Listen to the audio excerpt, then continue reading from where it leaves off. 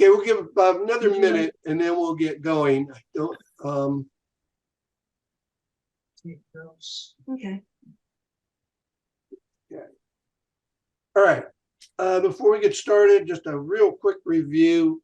Those of you that were here last week, we, number one, we basically, hang on here, David. I'm sorry, but they keep coming in and it interrupts my train of thought. I can't do two things at once. I'm kind of slow that way. Livia, you don't hear? Well, I'm not sure. Most people have their mics off. Can you hear me? Can you talk? Unless she texts me again, I won't hear her. Okay, everybody else can hear me okay. Is that true? Okay. Okay, last week, to begin with, as you recall, those of you that were here, we spent, after we got through the PowerPoint stuff, we spent our time in Photoshop and used ACR, the Adobe Camera Raw editor that's part of Photoshop. Today, we're going to do it differently. And I apologize to you that if those of you that may only use Photoshop and know nothing about Lightroom or have never tried it, but I think it'll be more straightforward for us during class. And remember, the sliders between the two programs are exactly the same. They may be in a different spot. I think there's a couple instances where they look a little differently, but the results are the same. So anyway, getting back to what we did last week, we looked at the AI-assisted auto on just an image and looked at the histogram quite a bit and kind of browsed around. Olivia just is logging in again. Kind of browsed around the workspace in Photoshop. Today, we're going to spend our time in Lightroom, and we're going to basically work with the basic panel that appears both in Photoshop and Lightroom, and then we'll go and look at the detailed channel, probably 2 or 3 pictures of each. In the meantime, and also to start that off, we will look a little around Lightroom just to give you an idea of what you see. For those of you that may not use it that much, and when I say Lightroom, I'm referring to Lightroom Classic, because as you probably know, there's a Lightroom that's cloud-based, and it does look significantly different in terms of the workspace orientation, but it has pretty much most of the things that are in Classic, and probably eventually will. So I'm going to try to share my screen now. We'll find out how bad we're going to be. Right here. Boom. Okay. Are you hopefully all looking at my at Lightroom as in shown on my screen? Yes? No? Yes. Yes, sir. Oh, okay, good. All right. We aren't going to talk about this much, but on the left-hand side, there's a catalog. And right now we're looking at my entire photo catalog. It's got 143,995 images in it. It's been compiled over 20 years and has gone through Photoshop Elements migration into Lightroom. That was done pretty much automatically, starting with an organizer in Photoshop Elements catalog. Came across pretty well, but and the way I've just kind of changed my way of thinking, my catalog is not as organized as I would like to do it. On the right-hand side, we are in what's called the library module. That's for any of you that might be interested or familiar with Photoshop Elements. That's the library module is the organizer of elements, much more powerful, but performs the same function. So what we're going to do is we are going to open up a particular picture. We're going to find it. And can you, by the way, are you having any trouble seeing my yellow mouse move around the screen? We can see it, Don. Can see it? Okay, good. Yes, we can see it. Pardon me? Yes. we see Yes, it. good. Okay, very good. And by the way, if you're quiet or have a quiet background, feel free to unmute yourself. Just that way you can ask a question. And as I said last week, if it's something I can answer real quick, I will. If it's something I don't even know, I'll get back to you. And if it's something I think we're going to hit later in the current session, I will let you know that too. Okay, so right now, no filters, if you will. I'll call them filters are set. But I'm going to click on the word text here. And now you'll see a new line opens up. And I've decided to get the particular picture we want to work with by searching for its file name.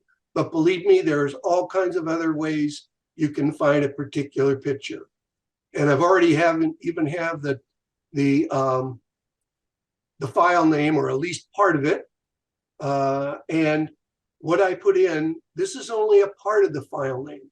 All these other images that you could see, and there's a lot more, have those 4 characters that you see in the right field in common. But the one I want to look at is right here. Okay, and I highlighted it. And now we're going to go into the development module, and we're going to work with it with the detail panel. Remember last week I said that you're going to probably spend your time, most of your time, in the detail panel. That's not to say that you may not get the image exactly the way you want, but you'll see that there's a whole lot you can do to your image by staying in the basic panel. So I'm going to click on development or develop. And as you can see, I'm going to collapse everything here so you see what it looks like. There's the basic panel right to the left. And by the way, I'll just mention these. There's some sliders here on the left. We'll talk about those a bit later, maybe today if we go smoothly enough. But let's just start looking at this particular image in the basic, using the basic panel. I'm scrolling. Don, can you get rid of all the pictures of everybody on the side? I don't have any pictures of anybody on the side. No, I did it. I did my own. Sorry. Thank you. I got rid of everybody. Good. We don't want them here anyway. Okay. Let me scroll down slowly so you can see the kinds of things we're going to be able to do in the basic panel. I might jump around because my mouse is pretty sensitive. Just kind of, I won't be talking to each one of these. I mean, I will later, but not now. I just want you to see the kinds of scroll and recognize. Okay, I have scrolled down to the bottom of the basic panel, which is the saturation sliders at the very bottom. So let's go scroll back up to the top. I won't do it. Well, I will, because I can undo it. Last week on the picture we had up, or pictures, whatever way we did it, we clicked on auto. I'll go ahead and click on auto in this particular picture. You might have seen your screen flicker, but auto didn't do much to the picture. Now I could move, by the way, well, I won't mention that.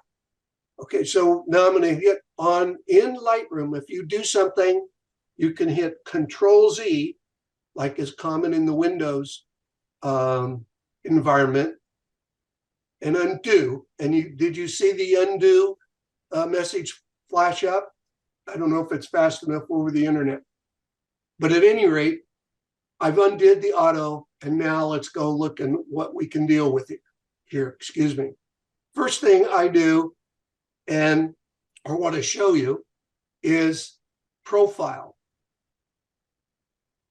I am using something called Adobe Profile. Remember, this is a raw image. As I explained last week, very little is baked into the image before it comes to Lightroom. Notice there's various choices. And if you were to click on each one, watch the picture change slightly. Sometimes you don't see much of anything. Normally, I will use Adobe Color. I believe it has one of the larger gamuts of color that it can actually display and work with. So I stay with Adobe Color. It's really not an adjustment that I spend much time with. So we'll just move on from that. You saw the other ones that you can play with on any given picture that you're using in Lightroom. We're going to go on to the white balance. By the way, as we work our way down the various sliders that are within the basic panel, normally you kind of can work like from top to bottom. Some people like, hang on, I think, is there someone? Yeah, no, yeah, hang on, I got to hit it. There we go. Someone else is coming on board. Normally, I work from top to bottom, but you don't have to. Sometimes, for example, we're going to be dealing with white balance here first. Sometimes, since I normally have, I normally use auto balance, which is not maybe the best thing to do in your camera. Most photographers would say, hey, stay for a given lighting situation, put your camera, if you're shooting raw, put your camera on the lighting that best reflects where you're shooting. I put mine for convenience on auto. For one reason, I can change it right here that we'll see in a minute.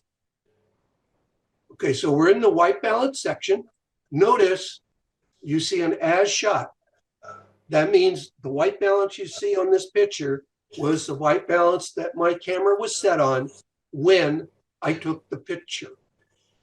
If I want to, though, I can click on the little, I hope you can see the little tiny arrows to the right of as shot.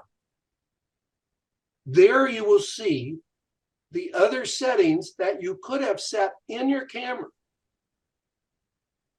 And we'll come back to this later. But if this was a JPEG image, which I can edit in Lightroom, you wouldn't see these because the white balance has been baked into your image, the JPEG image.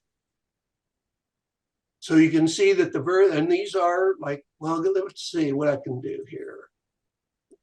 There's one, what did I pick? I picked Adobe, oh no, what did I pick? Oh, I picked shade.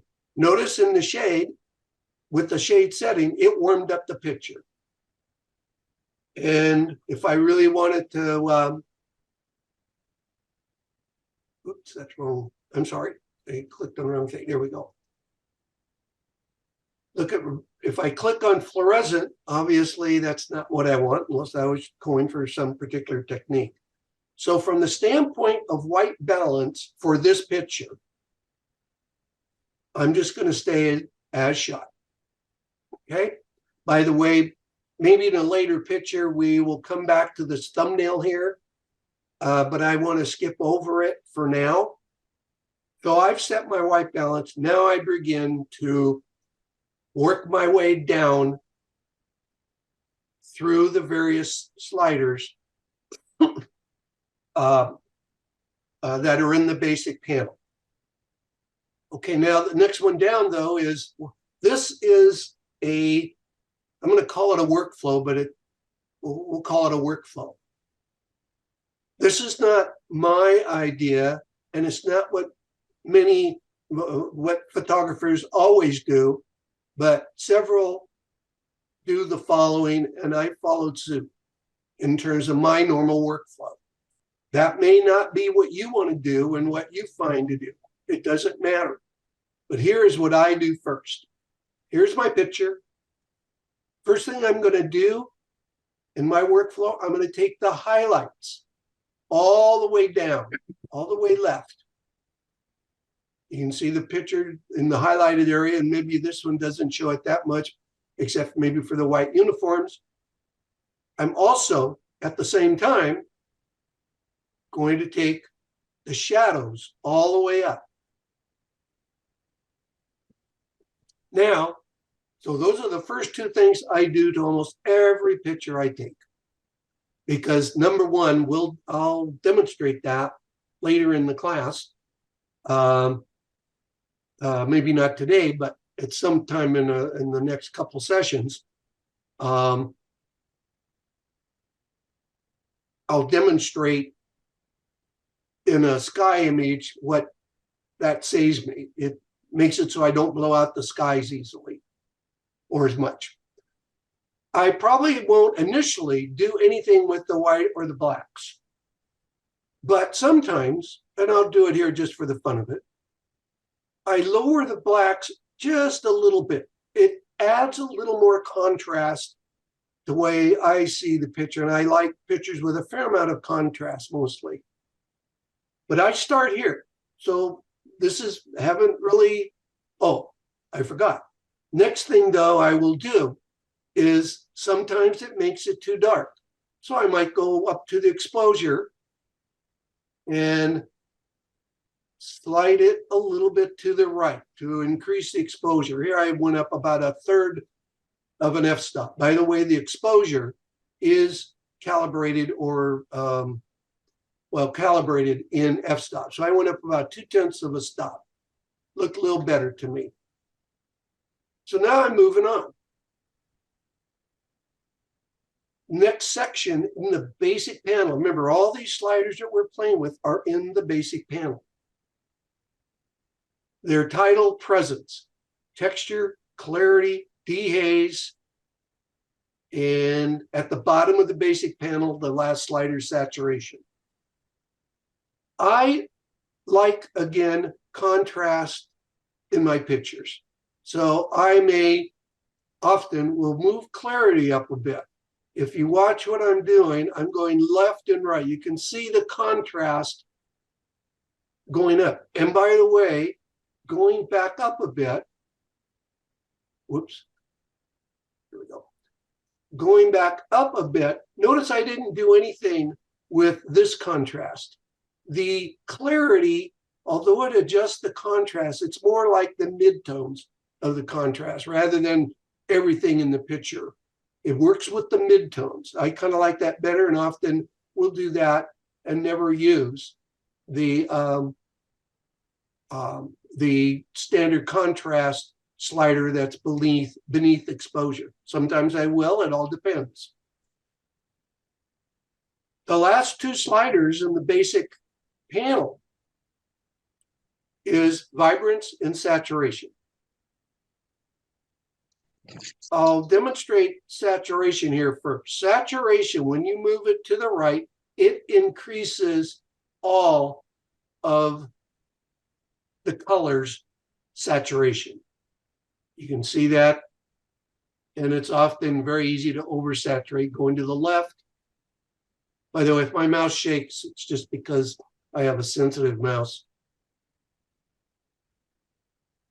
So I probably won't do anything with this on saturation.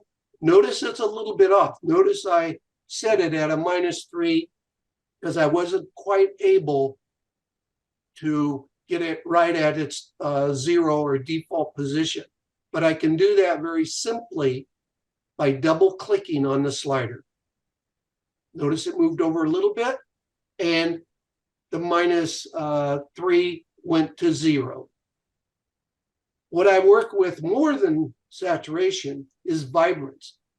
The reason being, vibrance looks at the picture and determines which colors aren't saturated as much as they could be.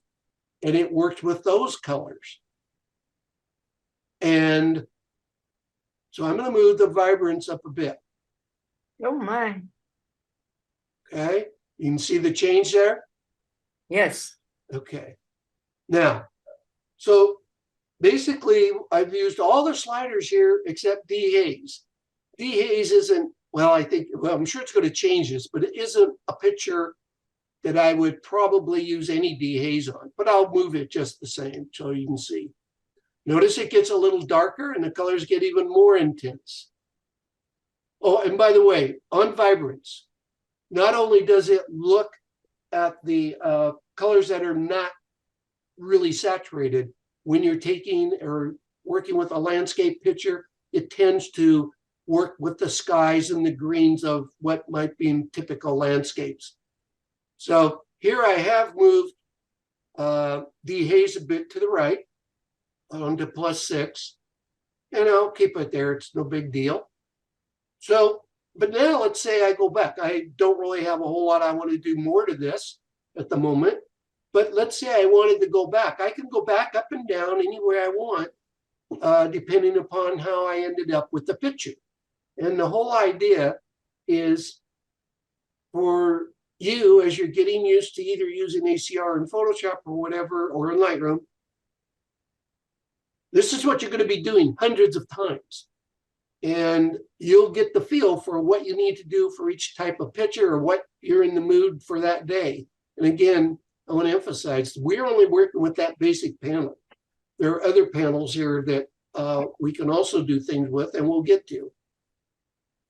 So let's just assume for the moment that I'm done with this picture, okay?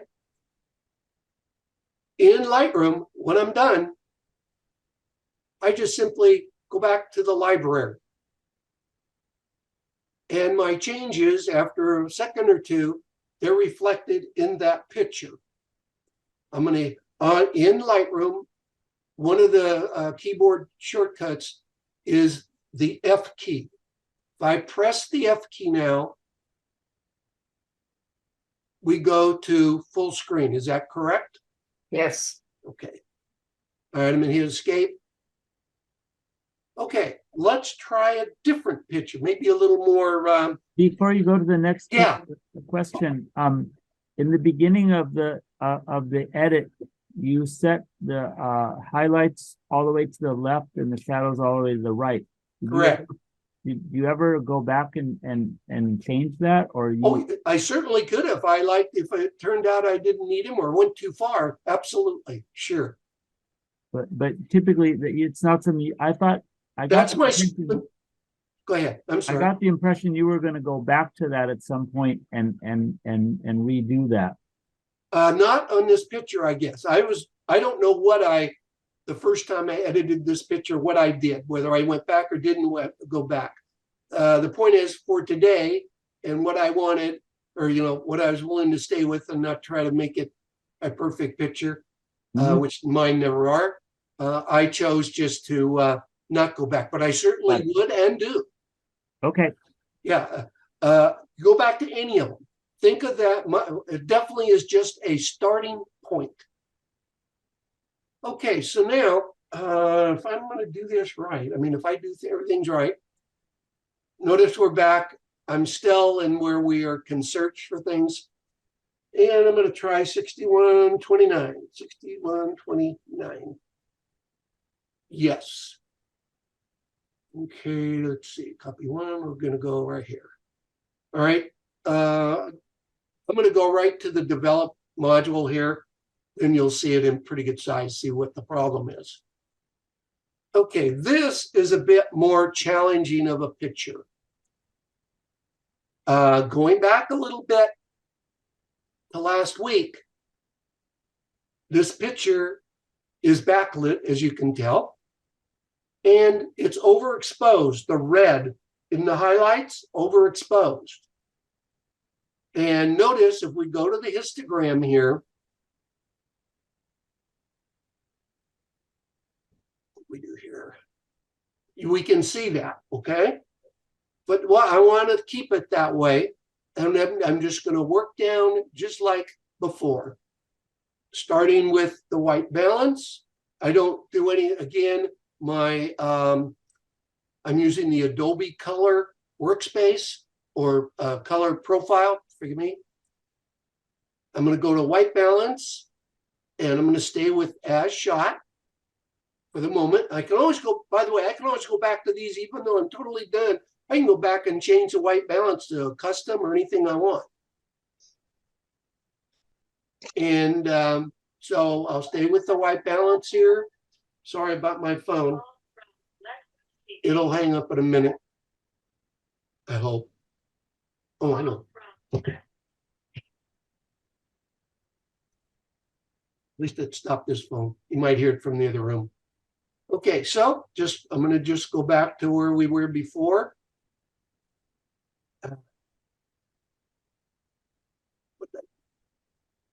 I lost everything. I did. Here.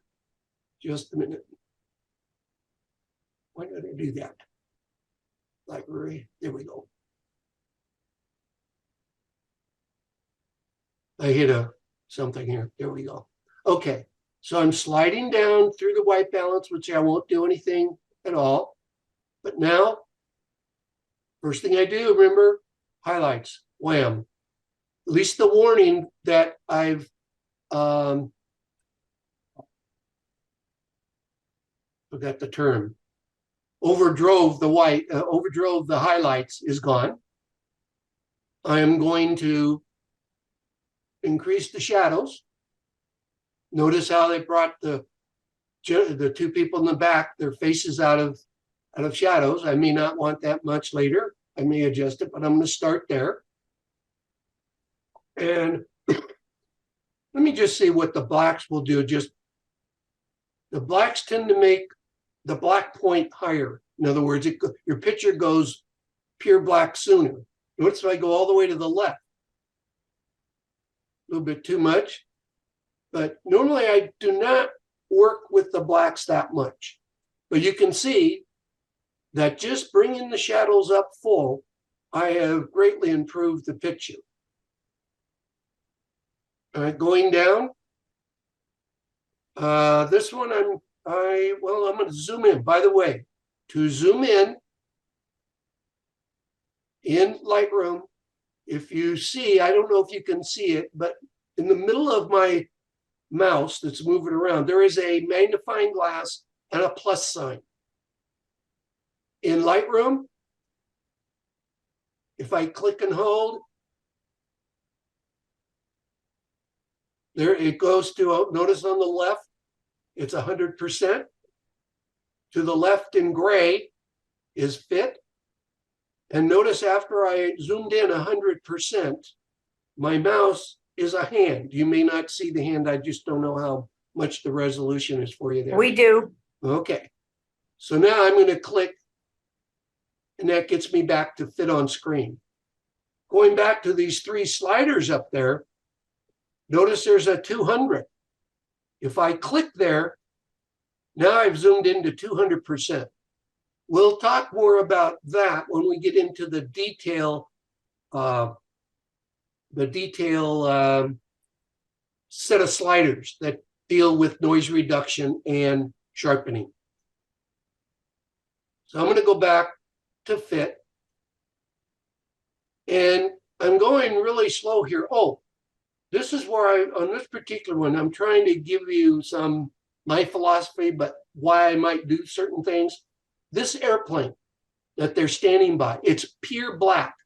It's got a lot of reflections there, but the airplane itself is pure black. So I may want to go back up here to the blacks and move it a bit more just to see if I can bring out a little more of its black color without doing anything too bad to the image itself. So now we go down, we're down to clarity and texture, clarity. And again, this is not the kind of image to really play along that needs anything beyond a default for texture. Let me just show you the kind of thing you'll do. First, I'll show it with just fitting the screen. I went all the way right on the texture. Maybe you can't see it there, but I'll bet you if I click, you'll probably see things that really don't want to see it. There's no need to have texture, that amount of texture. But when you have things that like you can see a lot of noise or grain here. So we don't really want texture. Again, double clicking on it brings it back to the center. Clarity, the same way. I think it's got, I'm going to go back to just looking at the picture. And I just clicked on the hand that time. Now my mouse is the magnifying glass. Clarity, this picture's got a lot of contrast. So I don't really think I even need to do much there. Vibrance and color. Just so you show, and I'm going to go full right on vibrance. Obviously, we don't want that. And it's even worse if we go Oh, saturation. You might, I don't, but you might want to do a little bit with your vibrance. By the way, when you slide the triangle, it's pretty hard to do it smoothly and just in little increments. But when you move your mouse over to where you could type in a vibrance number, you'll notice the mouse, if you can see that well, you'll see it's a hand, but it's got two arrowheads. Moving the slider in that position makes the adjustments smoother. And in contrast to Photoshop, the setting where you can move slowly is right below or right above the triangle, as opposed to the number on the right-hand side. Well, one thing I might as well say now. See if I can do it without screwing this up. Yeah. I am pressing Control+. And each time I do, it gets bigger. Each time I do Control-, it gets littler. That is the same in Photoshop. However, in Photoshop, there is also Control-0, which automatically fits the image to the screen, and Control-Alt-0 that automatically goes to 100%. That is not how you do it in Lightroom. You have these sliders up here, or these buttons up here, or just doing Control+, Control-. Okay, so here I don't think I'm going to deal with any clarity or anything.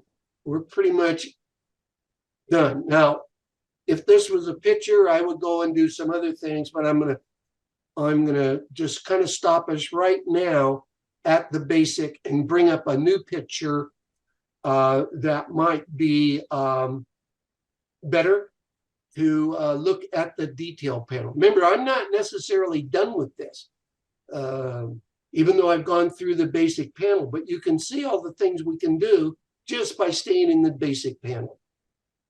All right, so I'm going to go back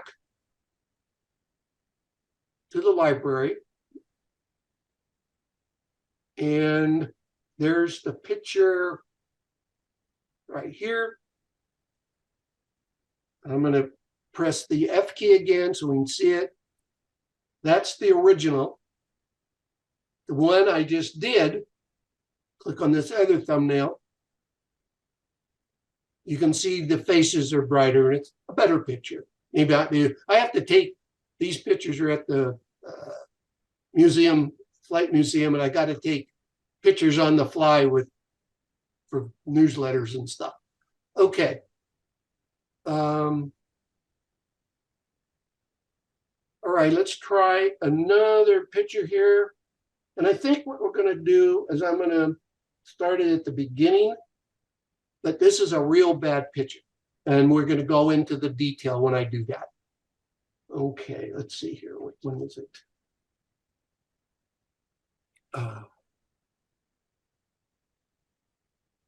Excuse me for, let's see. Hang on, sorry.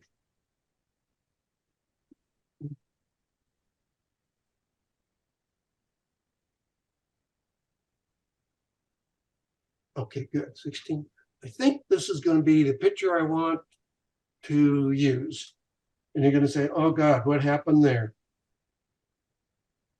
1638, 1638. Here's the picture we're going to use now. I'll hit F. Not a very good picture, but it really was a good picture. Great. Really liked the picture, but totally blew it on my exposure. Fortunately, number one, fortunately, I can clean it up in Lightroom reasonably well, which is what we're going to try to do. And we're going to work our way back through, going to go click on develop again. That's where the editing is. We'll start at the top of the basic. And again, I just stay in Adobe Color, the profile, white balance. I'm not going to do anything with yet. I think this is going to be one where I want to come back later. Okay, so what's my first thing? I'm going to lower the highlights, which, whoops, there went my picture. But I'm going to raise the shadows. But still not too much, not very good, right? Well, let's go up to exposure. Actually, I can do it this way. Well, at least I got a picture now, right? Well, Yeah. not very good, but there's a picture there. By the way, I probably a lot longer than I'm going to be able to do here in class, but I got this picture good enough for me that I have it framed and hanging on a wall as an 8x10. I probably worked with a lot more that we're going to wear it here. So at any rate, I'm going to look how much of the exposure we looked up. Okay. Now, all this stuff about texture and clarity, I'm going to stay away from for now. I don't want to add anything that's going to make it. Let me show you what I mean. What if I went to clarity here? Yeah, maybe a little bit of that might make it a little better. Texture is I don't going to do anything with because texture really is going to, like if you're taking grass and rocks, little rocks, they really become more prominent in your picture. Vibrance, maybe a little vibrance. And saturation, I'm going to stay there. But obviously, it is still a very bad picture. By the way, these two parts, now we're leaving the basic panel. These two, the tone curve panel, I think I showed you this last week, but that's where you could apply curves. HSL and color is where you can adjust individual colors by themselves, and we'll probably get to that later in the class. But down below there, we come to detail. And that is where hopefully I'm going to be able to salvage this picture. Salvage is probably a good word. In detail, you have sharpening, noise reduction, and basically just those two. We'll talk about the noise. I normally use noise reduction first. Some photographers may want to sharpen first, then reduce the noise. And frankly, I'm not smart enough to know which one's the best. I'll leave that to you to determine your own way to do it. Sharpening is really, all the tutorials and articles I've read, it's pretty much of an art. And I don't have an artistic brain, so I may not be doing it right. But noise reduction. That's where hopefully we're going to get our improvement here. We're going to come back to this noise reduction that says denoise. We're going to go down here where it says manual noise reduction. And when you do that, you have several sliders. By the way, some of these sliders, they are not in their neutral positions. They're in their default positions when a raw image is open, because raw images often need a little bit of noise reduction just due to the process of going through to generate a raw image. I can't explain it any better than that. But right here on luminance, I normally start there. Notice what's happening. Now, I'm not, yes? Okay. I'm not looking at this full scale or 100% yet, but let me at least get something here, okay? Now, once I move, notice that I had this all the way over there. Nothing was being done, but the default for the other sliders and the ability to adjust them come into play. To be honest with you, detail and contrast and color, by the way, in noise is like grain. And there's two kinds of, it's electrical noise caused by the amplification of the pixels gets so much that they generate noise, which looks like grain. There's luminance, which is, think of luminance as brightness, black and white, but there's also such a thing as color noise. And you can see a slider here for color. Normally, to me at least, normally it's the luminance noise that is the culprit. And notice there is a default setting off of no setting at all for color noise. Color noise you will see, let's see if I see that. Couldn't think of it. Yes, a little bit. Color noise is indicative by multicolor specks in your picture. And maybe there is some color noise here that I haven't really paid enough attention to. I'm going to put that all the way over to 100. I think it helped the black here a bit. Detail, I'm going to go from left to right. Right now it's at its default position. Here's no detail at all. I think the picture gets a bit softer. As you go to the right, more detail is being retained in the picture, and the noise reduction isn't affecting, is somehow reduced by the position of the slider. In other words, you reduce the luminous noise, but then you're going to gain back some of the noise by moving the detail slider at the expense of reintroducing some of that noise. So we're getting a little better here. Now, I'm going to go to sharpen. I'm going to zoom in on the picture. Notice it didn't get much bigger at, hang on here, whoops, here we go. Go to 100%. Now you can see at 100%, things are pretty soft, right?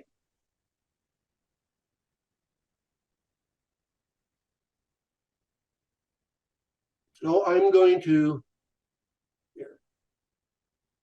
move my mouse around a bit, get up to the eyes. I'm going to use some sharpening here. If I go too far, I may not like other places of the picture. But the thing about sharpening is this. One of the many things. Notice down here where it says masking. Hold down your Alt key and then begin to slide the masking slider. Notice what's happening. All those areas in the picture that are white, that's the areas being sharpened. All the areas in that are black, that part of the picture is not being sharpened. Now, obviously what I want to do, here we go, is I do not want to sharpen and make all this noise up here more pronounced by my sharpening. So I will notice how the grain up there or the blotchiness, I can go to the sharpen to where that's entirely gone, right? Now slide down, still see her hair pretty well. The eyes are pretty sharp, kind of. I can do a little bit more maybe. And by the way, by using the masking and limiting your sharpening to those areas that are just white, you can sharpen more without deteriorating the picture. So I don't know if this is good, bad, or indifferent from your perspective, but from the standpoint of sharpening and noise reduction, I think it's better. I'm going to do one more thing though. Maybe one more, maybe two more things. I'm going to try to work. Remember, I kept the white balance right where it was. What if I were to adjust the white balance here a bit? What would I get? little more natural light there maybe, rather than that yellow. Is that true?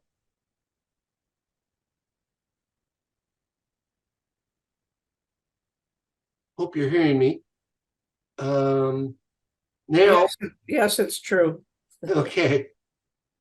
You may not like that. Yes, we're hearing you. We're hearing you. Okay. You may not like that, but I kind of think it's a little better. In fact, I think I should reprint the one hanging on my wall.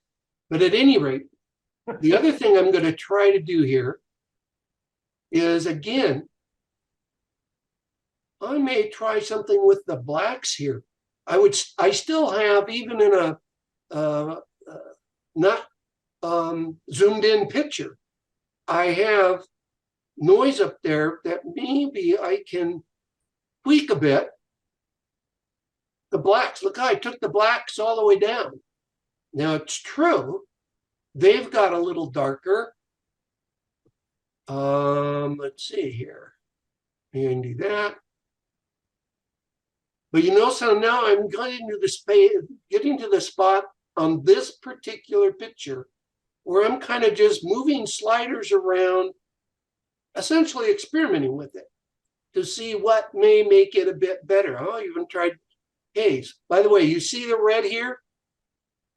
Yes. That's the highlights that are beginning to blow out. But do I really care? This is another thing to remember. Do I really care that that spot of white has been blown out? Not really, because that's not an interesting part of my picture. And by the way, their uniforms or their jackets were purple, if I remember right. So whether this is good or bad, it's probably as good as I can make this picture. I just want you to remember how bad it was to begin with and how much we were able to improve it.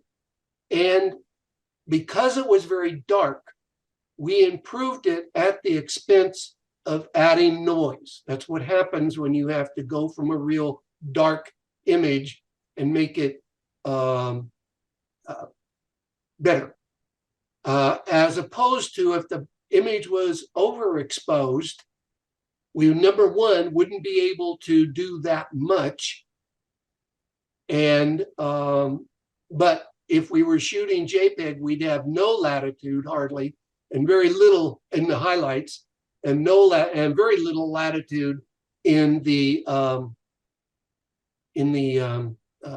shadows. So that is what about as good as I'm going to get this picture. I will click back to the library and show the picture full screen. There. Notice there was a delay, right? That's because I have my images on an external drive. And so that is probably the worst picture. Question. Yeah. Is there a way that you can take down the green on their faces? The grain or the green? Green, the color green. That was, I think there is. Let me go back. I did, hang on, let's see here. Hang on. Let's see. Let's go back to the develop. There it is here. Go back to the develop module. There's my settings. Maybe what I can do, Peggy, is let's try this. It didn't, on my monitor, I did not. What do you think? That's a little better. What, by the way, what's more important is not where I end up, but the slider that I chose to use. And that was the tint. And I worked it away from the green. Let's see, it's at about 33. Here's where it gets more and more green, right?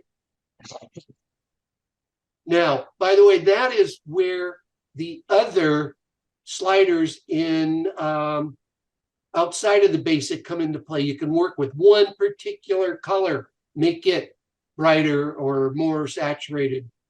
Here, we're stuck with the whole, all of the gamut. But yeah, they're right. That's a much better picture. When I went through it the first time with you today, I worked with the temperature as opposed to here. Wow. Huge difference. Yeah.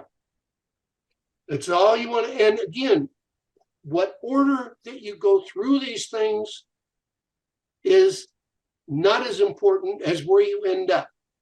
Like I say, you brought up the fact that can we get some green out? I was all done with the picture. I went right back to the beginning on a slider that I had glossed over, and we cleaned it up. So let's see. I don't think I want to. Another question, is that red dot going to be in the final print or is that? No, that's just the warning up here. Okay. No, Uh-oh. it will not be red. It'll just be white. Okay. Is there a way to mute that white, that one spot? There is, and I know why. I can't get to it because your thumbnail is over it. It has to do with the histogram and what we talked about last week in the histogram. But yeah, you can make that go away by turning the warning off. But I can't turn the, well, wait a minute, maybe I can do something here. Hang on. No, I mean, can you take the white out of there entirely? Okay, I took the red. The red warning is out. Right. Oh, sure.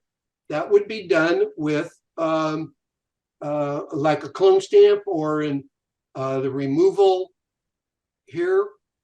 Oh, by the way, I do want to, okay.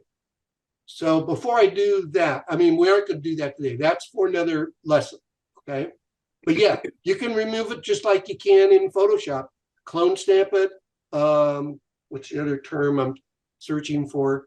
But yeah, the removal tool will do it for you. You're talking about burning it? Not burning it. I'm talking about eliminating it. Okay, all right. With the healing brush. I just wanted to mention one thing. When I do Photoshop, sometimes what I'll do is I'll paint over it with a similar color to the background. Yes. To reduce it. And oftentimes what I'll do is I will if there's a subject that's real close, I'll outline the subject, make a new layer with the subject, and then just paint over that lower layer with just enough to like maybe like 20% opacity or something. And that actually works really well when the sky's too bright or something like that. And that's a good technique to have if you're a Photoshop worker, because sometimes the remove, I had the term at my tip of my tongue, but I was listening to you and it vanished. Content aware remove. Oh, right. Well, is sometimes hard to control. And so sometimes going to Photoshop using layers and doing the steps that you mentioned works well. Before our last thing for today, I want to go back, if you will. I'm going to the detail. Oh, and by the way, to turn off any of these, okay, I'm in the develop module. I'm down into detail, okay? You see the little icon there? The little eyeball? Yes. On that. Come on. It should, clicking and holding, at least on my computer. That was what the picture looked like before I did anything in the detail. Wow. Okay. Incredible. The thing I did not demonstrate, maybe I'll wait till next time because I'm not even sure if for those of you that are using Lightroom Classic, do you have in the latest released version, do you have this slider here or this section called noise reduction, denoise? Yes, sir. You do. Yes, sir. Yeah. Okay, that's in the latest version. I wasn't sure because I'm using a beta here. I always have a couple things that may not be in the released. And one more thing about that, those of you that are using and plan to continue to use Lightroom Classic version 6, You will not have a lot of what we've seen today. I'm hoping that it will convince you to spend $10 or $20 a month to get all the capabilities of Lightroom. As I said last week, you can get Lightroom just by itself with $10 a month. You can get Lightroom and Photoshop and Lightroom Cloud and a couple other things for $20 a month, along with a terabyte of cloud storage. So, but that's up to you. So anyway, I think we're pretty well done today. And next week we will move on. Not sure what we'll do next, but actually I like this picture ended up with better than I had originally. So I'm going to stop sharing my screen in hopes that I don't care if I lose you now because class is over. Okay, well, you're all there and most of you stayed around for all of it. Thank you. That was really, really helpful. Well, good. I hope for those of you that if I go too fast, remember, here's my thought for the class, the way I'm going to have to do it. Having you try to go along with me with your own picture or even a canned picture that I gave you isn't going to work in Zoom. It's too much trouble for changing screens and looking at it. So it's going to have to be demo. The handouts that I give, you should be able to use and then practice what you saw in class on your own pictures. And then also the video that I hope I took this time. Yes, you can did. do what we did here. Okay.